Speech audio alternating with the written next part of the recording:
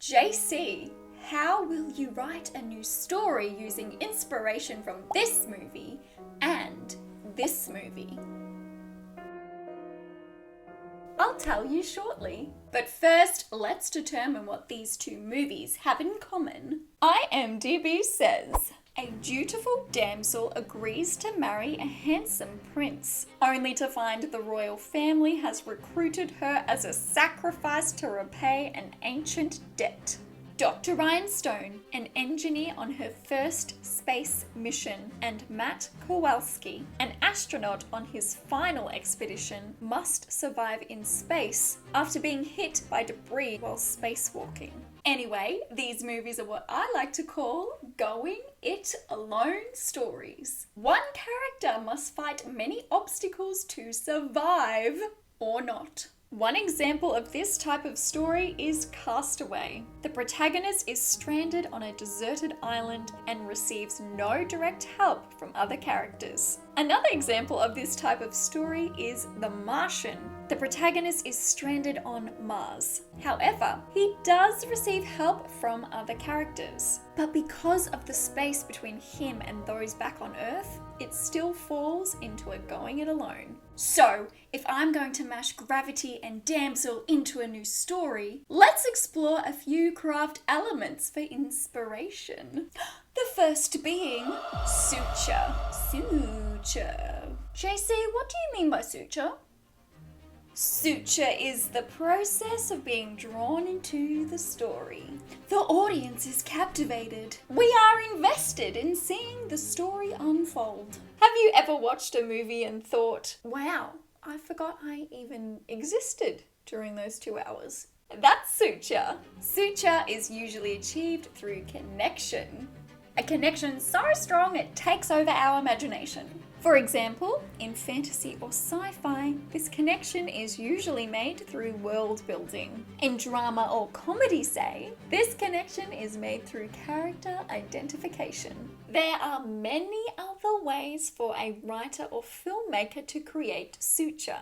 Those are just two. Yes, all movies aim to achieve suture. But I'm addressing it now because it is important to the going it alone story. If I'm expected to invest in a solo character's quest for survival, I need to care about them deeply and I need to care about them fast. Because there's nowhere for the story to hide. Stories like this don't have the luxury of a slow connection.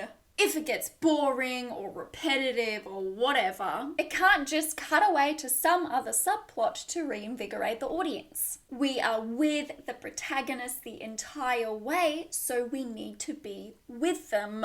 Does that resonate? One way to achieve suture for this kind of movie, that both Damsel and Gravity do, is to have one scene or sequence at the beginning of the movie that does most of this heavy lifting. And it's with other characters. Not just any characters, ones integral to the plot or theme. Think of Castaway. They need to establish this relationship so we understand the protagonist's motivation to return. Side note. Including other characters at the beginning also provides contrast. We get to see what the protagonist's life was like before they ended up alone. So when they are fighting for survival, we, the audience, know exactly what they're fighting for and how this journey is changing them from the person we saw in those early scenes. Remember, we want to see the growth. Wow. Another way I can describe this is we need that tiny little bit of hope to suture. Sometimes those other characters ignite that hope in us. We need to believe there is some chance the protagonist will find their way back to the other characters. Otherwise, the story might risk alienating us. Not what we want. Let's watch some scenes and discuss. I still can't believe we're going to live here from now on. You and me both. I keep thinking if only Mother were alive, I could just talk to her about all of this. It'll be fine. You'll see. Aww. You're Elodie.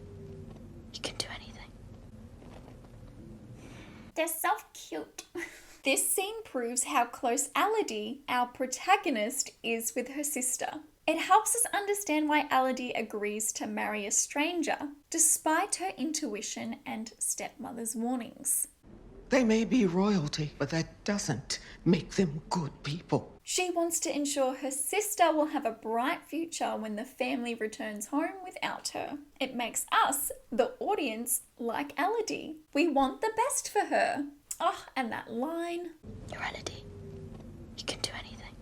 It gives us permission to invest in Elodie's capacity and capability to survive. Because, seriously, she's going to be tested.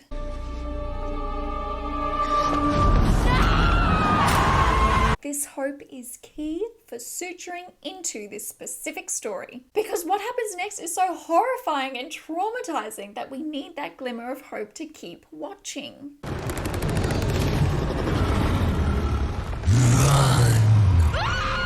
This could also be said for Castaway. The glimmer of hope to keep watching comes from the parcels. What's inside them becomes life-saving commodities to the protagonist. On this importance of hope, there's even smaller clues given that out of all the women tricked into the dragon's lair, Elodie has what it takes to survive. What is one such clue? Her interest in drawing mazes. Hold on, it's a maze, isn't it? I hope that you will get to know my heart. That is very clever. It's why when she comes across the map under the mountain, it's like a little reward for the audience for suturing. Look, it's her thing. Maybe she can figure this out. How do I escape? I don't know about you, but I don't want to watch a movie where the protagonist is presented as hopeless, useless, or unskilled. Otherwise, every obstacle they overcome will just feel like a coincidence after coincidence after coincidence after coincidence after coincidence. I won't say it anymore. Think about it. The hope that helps people suture into the Martian is that he's a botanist. I mean, if anyone is to survive Mars, a botanist stands with a pretty good chance. I'm a botanist. The opening scene of Gravity sets up the rules of space, like the communication channels between everyone, down to how the objects behave with zero gravity.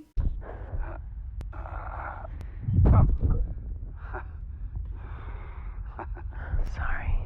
This allows the audience to suture into the world. Some character identification is also included. This is Ryan's first mission. She's struggling being in space. This is a stark contrast to Matt. He's a veteran astronaut. He's comfortable being in space. And that's it. That's the hope to help us suture. Surely someone who has been to space many times before will be capable when tragedy strikes. And he is.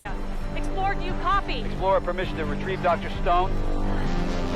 Through his leadership, we see just how capable Ryan can be. You need to detach. I can't see you anymore. Do it now. The scene I want to explore, though, is one that happens after they find themselves stranded in space. It's 8 o'clock. You've just left the hospital after an 18-hour shift. Driving home. The radio. I listen to the radio. Anything. I don't care as long as I don't talk. I just drive. Nobody special. Somebody down there looking up, thinking about you. I had a daughter. Oh. She was 4. She was at school playing tag. Slipped, hit her head, and that was it. Oh. I was driving when I got the call, so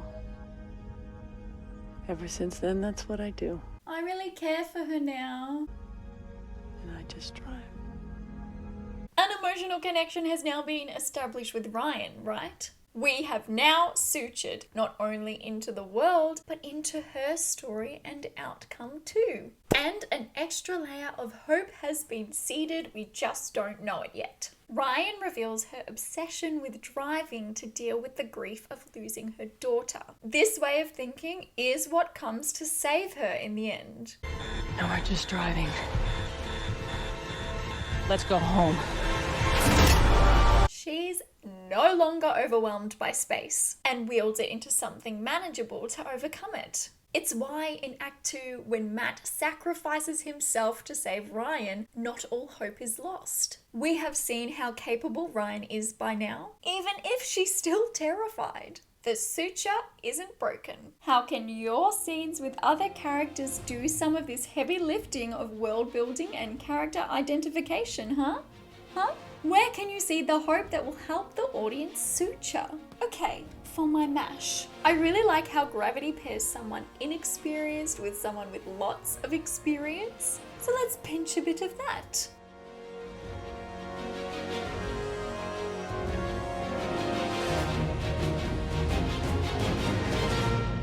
So another craft element I want to look at is externalisation. Externalisation. JC, what do you mean by externalisation? It is the process of expressing the protagonist's inner thoughts and feelings onto the outside world. Why is it important to do this in stories, particularly the going it alone story? Because it's not just the protagonist's survival we are rooting for. We want to see emotional progress and growth from the character too. Because this inner journey can say so much about the protagonist's quest for survival. You know, what really matters to them when faced with life or death.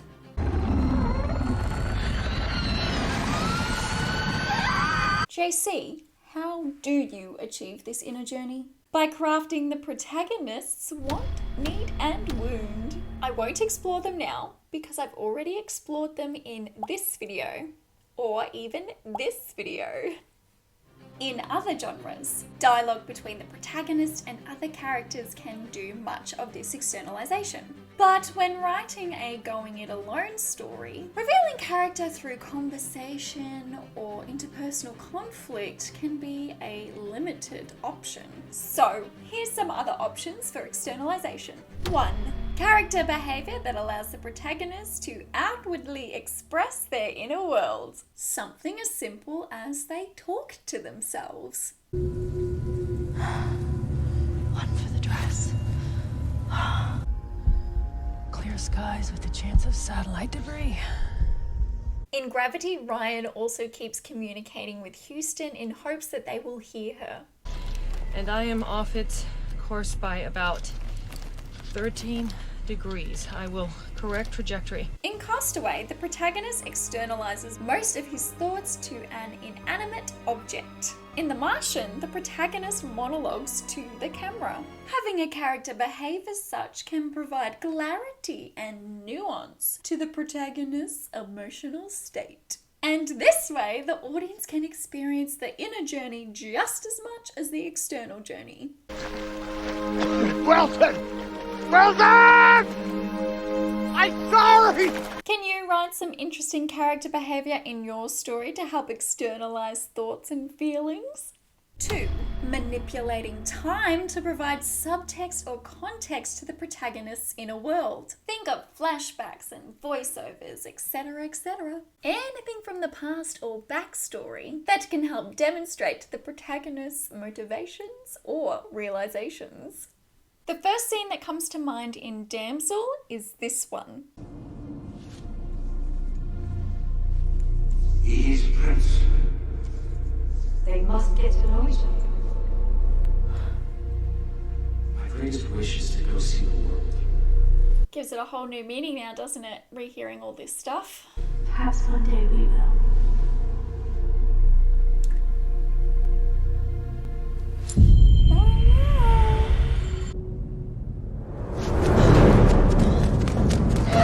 Oh my god, she's jumping. We hear the voices from her past, highlighting what must be on her mind. This is coupled with the visuals as she drops the wedding ring into the abyss. All of this conveys the sense of betrayal she currently feels, and how this then motivates her next decision, her refusal to give up. She will make it out of here, one way or another. One way or another.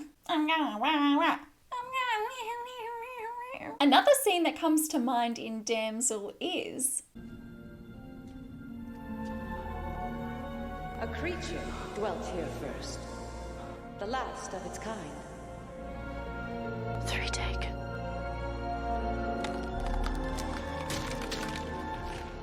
Okay, so we've already seen this. Slay the Valiant!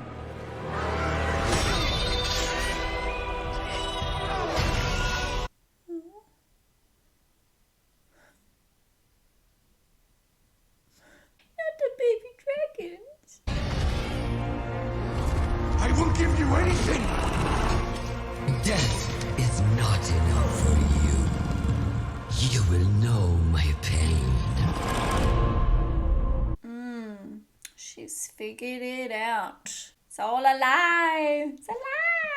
There's actually one version of this flashback at the very beginning of the movie, but this time, through Aladdin's perspective, it comes with new information.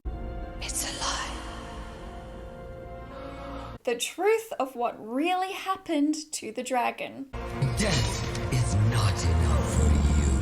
And it's clear Aladdin now has sympathy for the dragon, which does come into play in the climax of the movie. She spares the dragon's life. And thanks to this earlier externalization, the audience understands why. Another way to externalize the protagonist's thoughts and feelings is through make-believe. Think of visions and dreams, etc., etc. Any way that heighten or dramatize the externalization of inner thoughts and feelings. And why not? Movies are a visual medium, so it makes sense to use it to your advantage. As long as it stays true to the world and tone of your story. Don't just be putting it in there willy-nilly. Take Castaway, for example. It does not employ the use of dreams or visions. Neither does The Martian. Why? Because, frankly, including it wouldn't suit the tone. But Damsel, that's a fantasy. Yes, it calls for make-believe.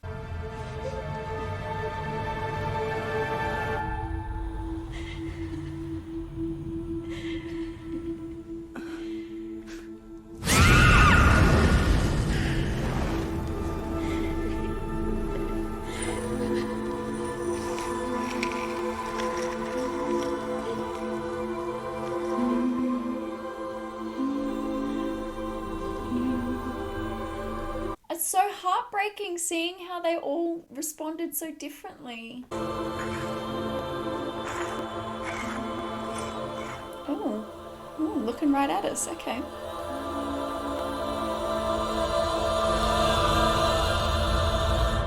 It's a lie. That was kind of creepy, but I liked it. This vision feels like it belongs because it's motivated by Aladdin's current emotional state. She's scared, tired, and injured. It makes sense her mind would be playing tricks on her. But is it a trick? Maybe it was real. Either way, showing Aladdin's thoughts and feelings this way elevates the stakes of the story. So many before Aladdin did not survive. Can she be the first? And such a vision does something to the audience too. These women are no longer names written on a wall. They are real. The horror of what's been happening all these centuries starts to sink in. This is why later, when Aladdin decides to do something about it, we understand her motivations. She can't forget those innocent faces either. Sing me to sleep and I'll sleep. She can't die. No. I need it.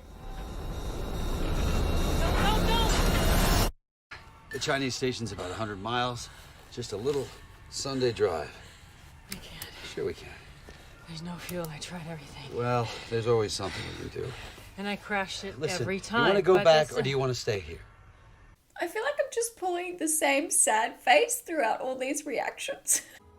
Then what's the point of going on? What's the point of living? But these scenes are sad, right? Your kid died. Doesn't get any rougher than that. You gotta plant both your feet on the ground and start living life. How did you get here? Come on, Ryan. Come on. Come on. Come on. For my sake. This vision also makes sense because it's motivated by Ryan's current emotional state. She's willing to give up, she's low on oxygen. It makes sense her mind would be playing tricks on her. But is it a trick? Maybe it's real. Either way, showing Ryan's thoughts and feelings like this elevates the stakes of the story. She now has a chance to go one step further in this survival journey. Will she take it? Yes! And this vision also feeds directly into Ryan's emotional growth. Yay! Can you please tell her that Mama found her red shoe? She was so worried about that shoe, Matt. Can you tell her that I'm not quitting? You tell her that I love her, Matt. You tell her that I love her so much. Can you do that for me? Roger that. Remember, we don't want to watch the protagonists just survive. We want to watch them thrive. Alrighty, for my mash. I really like how Damsel externalizes Elodie's inner state through snippets of past conversations she's had. So let's pinch a bit of that.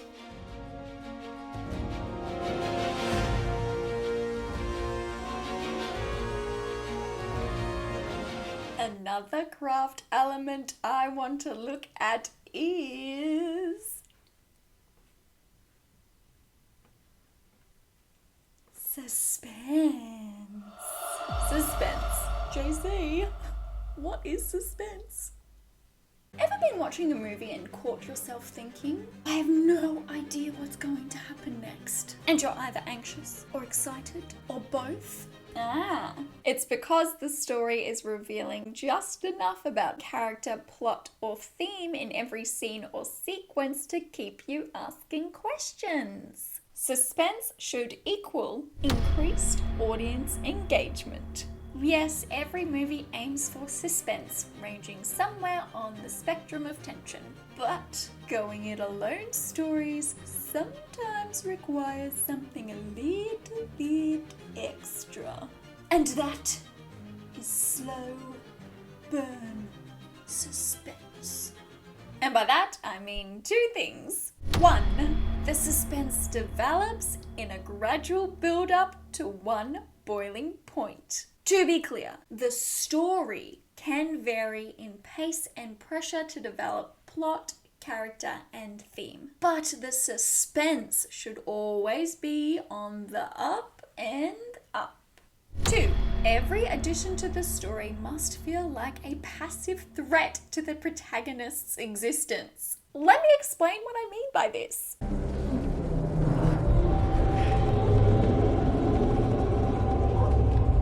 Vibe in this music.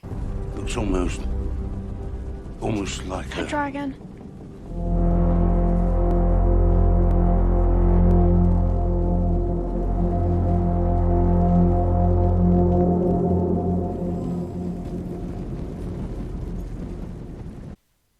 When Elodie arrives in this far-off kingdom, she's met with a terrifying sight. This does two things. One, it raises the suspense. Why would a kingdom have such statues?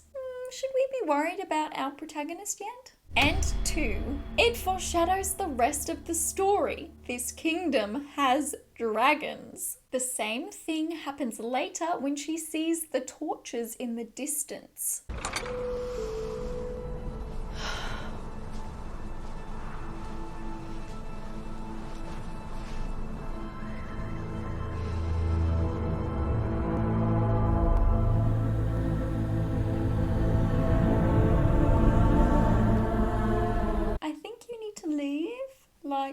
right now.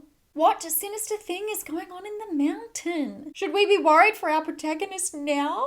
To help explain this concept of the slow burn suspense further, think of action movies. They are usually full of suspense. But the difference is they tend to release suspense along the way. Think about it. The suspense reaches a 7, maybe 8 on a scale of 1 to 10. And then we have a car chase or explosion or some other moment of catharsis. It allows the suspense to settle at a 2, maybe 3 before the story builds it back up again. In comparison, slow burn suspense, like the ones found in Going It Alone movies, is the story starting at 1 and then building to 2. And then 3, 4, 5, 6, 7, 8, 9, 10. There's little to no release given. What helps build a slow burn suspense is the two craft elements we've already talked about, suture and externalisation, because suture helps with the engagement of the story and externalisation with investment in the character. If the audience cares about this character, then suspense will only make the story more satisfying. Ooh, another element that can help writers control suspense is obstacles. You can watch this deep dive into the different types of obstacles. So here, I'll keep it specific to the Going It Alone story. Side note. If you liked the movie Damsel, I highly recommend watching The Princess, which I discuss extensively in that episode. Just keep in mind that the ratings are very different. Joey King is kicking some ass. So, what are obstacles? Obstacles are things that block the protagonist's way or hinders their progress. Obstacles can be physical or emotional. They can come in the form of a barrier, complication, or reversal. Whatever kind it is, obstacles force change. Change in plan, change in heart, change in something. So, when a protagonist must face different types of obstacles, it provides variation to the story. So it's not the same type one after the other. No one wants to watch a movie that is barrier after barrier after barrier, or reversal after reversal after reversal. Give us something like barrier, barrier, complication, reversal, barrier, reversal, complication, reversal, barrier. But remember, no matter how turbulent the obstacles, the slow burn suspense in the Going It Alone story has one clear path: a gradual build-up. Let's look at some examples of this gradual building of suspense, shall we? The first scene that comes to mind in Damsel is this one.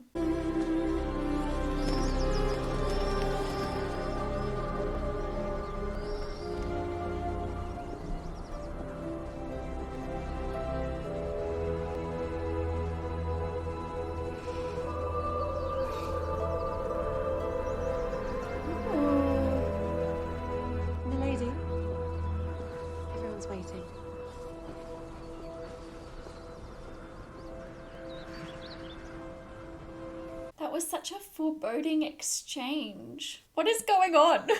Who is this mysterious woman on the other balcony? Where is she being beckoned? It is only later that Elodie discovers, in a rather horrific way, who this stranger is.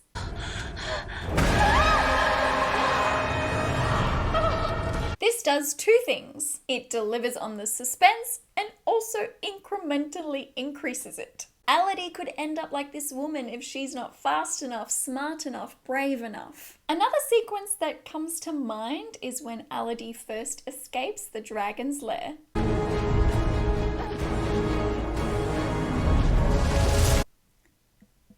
I knew she was trouble. Where are you going? To fix this. They gave me the heebie-jeebies. Elodie.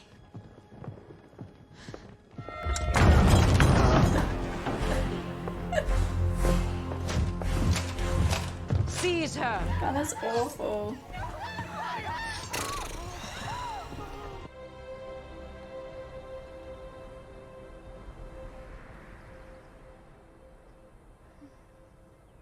Come on, Elodie. You can fix this somehow. I know you can.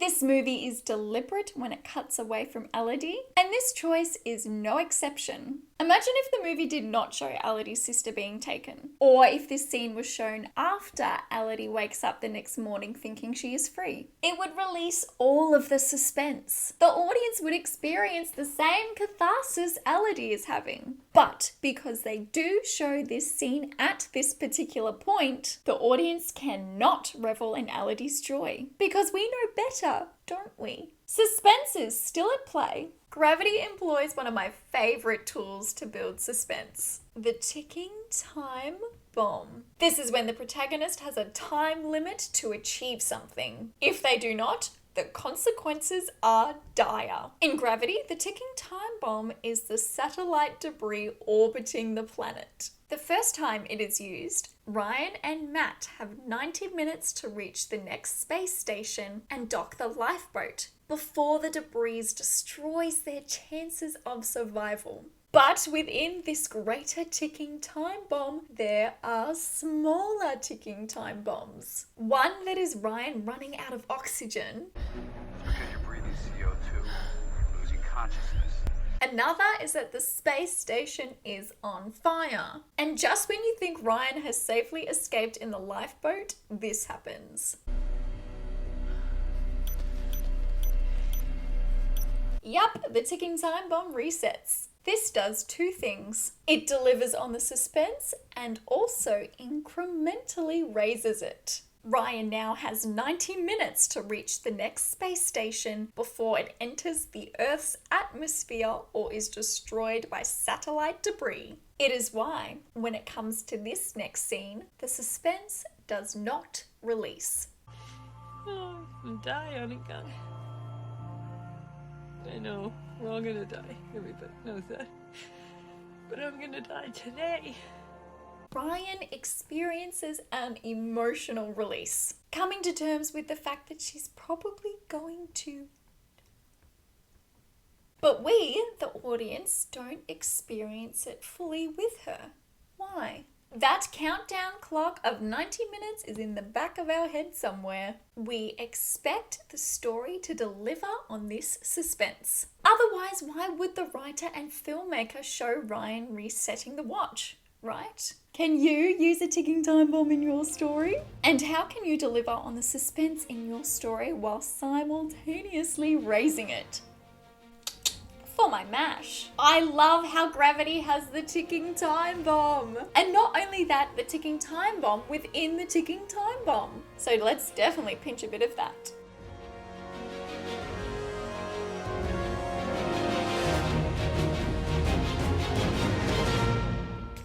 Until the next mash. Bye. But first, I'm wearing my pajama bottoms. As hopeless. Something else. Achieved through connection. My fingers didn't want to go. Much about that. Makes sense to use this to your advantage. What is this? The teapot sticks out of my head. That's better.